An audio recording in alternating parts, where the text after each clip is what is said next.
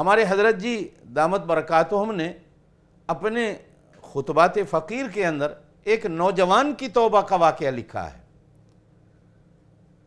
کہ سیدنا فاروق اعظم رضی اللہ تعالیٰ عنہ دربار رسالت میں تشریف لے جا رہے ہیں کہ راستے میں ایک نوجوان کو زارو قطار روتے ہوئے دیکھا۔ اب رونے کا سبب پوچھا تو وہ روئے جا رہا ہے اور کہہ جا رہا ہے کہ میں اتنا بڑا گنہگار ہوں اور میں اتنا بڑا گناہ کر بیٹھا ہوں کہ میرا گناہ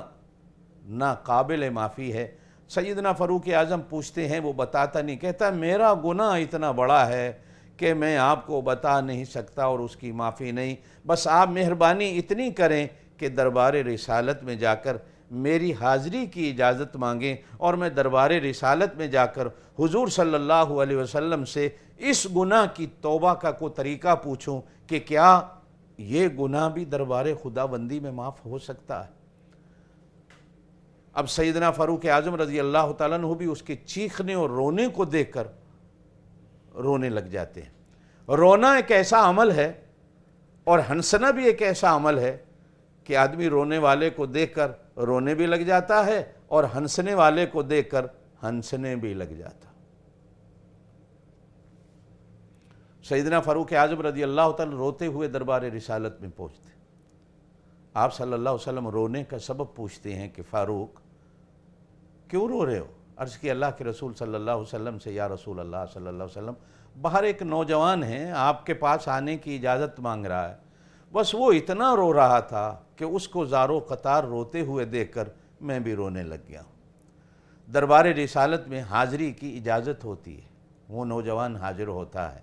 آپ صلی اللہ علیہ وسلم پوچھتے ہیں رونے کی وجہ اور سبب کیا ہے، تو وہ کہتا ہے یا رسول اللہ میں نے اتنا بڑا گناہ کیا ہے کہ میں توبہ کا طریقہ پوچھنا چاہتا ہوں کہ وہ بھی معاف ہو سکتا ہے کہ نہیں، اور مجھے یقین ہے وہ معاف ہونے والا نہیں۔ حضور صلی اللہ علیہ وسلم پوچھتے ہیں کیا تیرا گناہ اللہ کے عرش سے بھی بڑا ہے؟ وہ کہتا ہے جی اللہ کے عرش سے بھی بڑا ہے۔ پھر آپ صلی اللہ علیہ وسلم نے فرمایا کیا تیرا گناہ اللہ کی کرسی سے بھی بڑا ہے؟ کہنے لگا جی اللہ کی کرسی سے بھی بڑا ہے، حالانکہ آیت الکرسی میں ہے وسع کرسیہ السماوات والارض، ساتوں آسمانوں اور ساتوں زمینوں سے اللہ کی کرسی بڑی ہے۔ آپ صلی اللہ علیہ وسلم نے ارشاد فرمایا نوجوان کیا شرک کا گناہ کر بیٹھے ہو؟ عرض کی اللہ کے رسول صلی اللہ علیہ وسلم سے کہ نہیں یا رسول اللہ میں نے شرک نہیں کیا۔ پھر آپ صلی اللہ علیہ وسلم نے فرمایا کیا کسی آدمی کو قتل کر بیٹھے ہو؟ اس لیے کہ ایک آدمی کا قتل پوری انسانیت کا قتل ہے۔ عرض کرنے لگا یا رسول اللہ صلی اللہ علیہ وسلم میں نے قتل بھی کوئی نہیں کیا۔ پھر آپ صلی اللہ علیہ وسلم نے پوچھا کہ بھائی بتاؤ تو صحیح وہ تمہارا کون سا گناہ ہے؟ اب وہ عرض کرتا ہے یا رسول اللہ صلی اللہ علیہ وسلم میں مدتوں سے کفن چوری کا کام کرتا، دن کو قبر میں میت کو دفن کیا جاتا ہے تو رات کو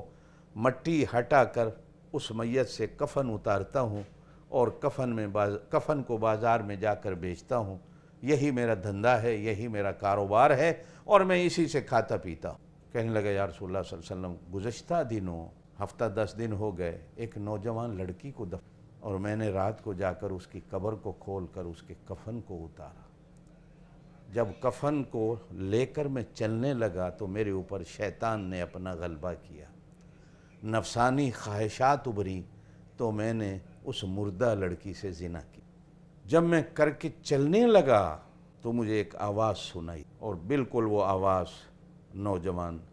لڑکیوں والی آواز تھی۔ میں یہ سمجھا کہ اسی لڑکی کی آواز، اور وہ آواز یہ تھی کہ اللہ کے بندے تو جاتے جاتے مجھے مردوں میں بھی ننگا کر کے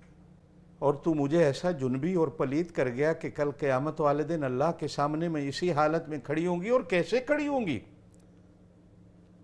میں تو سراپا شرم و حیا تھی، لیکن تو نے مجھے ان مردوں کے سامنے بھی ننگا کر دیا۔ یا رسول اللہ صلی اللہ علیہ وسلم بس وہ آواز ہے اور میں ہوں، جدھر جاتا ہوں وہ آواز پیچھا کرتی، نہ سو سکتا ہوں، نہ کھا سکتا ہوں، نہ بیٹھ سکتا ہوں۔ کچھ گناہ ایسے ہوتے ہیں اب رسول اللہ صلی اللہ علیہ وسلم نے بھی فرمایا کہ تم نے تو اتنا بڑا گناہ کر دیا ہے، اس کی تو معافی بڑی مشکل ہے۔